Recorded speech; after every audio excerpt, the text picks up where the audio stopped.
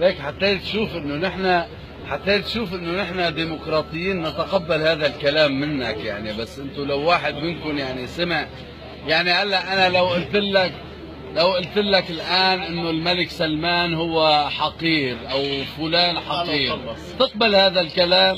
تقبل هذا الكلام؟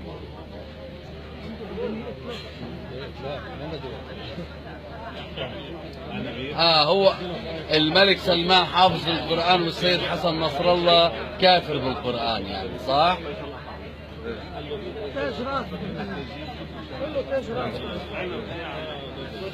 لا خليني اقول لك شغله. خلي هلا بالاول اصحابك بالسعوديه يوقفوا قتل الشعب اليمني، يوقفوا قتل الشعب السوري، يوقفوا قتل الشعب العراقي، وترجعوا هيك الله يهديكم وتصيروا بشر اسوياء وبعدين بنحكي.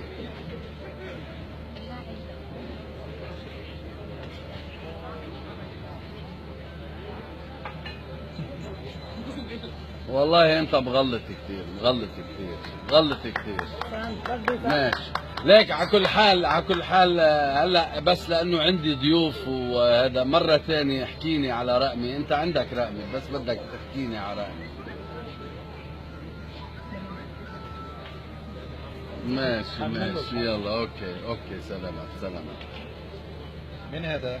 لا حسينك قلنا المطلوب بده يعطيني $100,000 وسب بشار الاسد.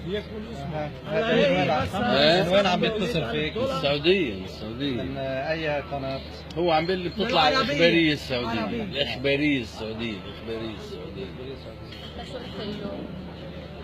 قلت له سمعت شو قلت له؟ قلت له بيعطيني كل السعودية بما فيها، ما مستعد اني اسب بشار الاسد.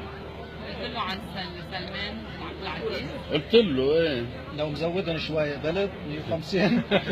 والله قلت لك لو اعطاني السعوديه بما فيها وبما يملكون بالسعوديه ما بعمل. هو كان عم يحكي معك بأدب ولا بس كنت لا عم يحكي معي بجد. هو عم يحكي بأدب طبعا. لكن عم تهاجمه؟ لا لانه هو عم بيستفزني لاروح معه بهذا الموضوع. لا هو عم بيعرض عرض جدي يعني، عرض جدي انه بيطلع الاخباريه السعوديه وبيحول لي $100,000 على حسابي. ما بتعرفه انت؟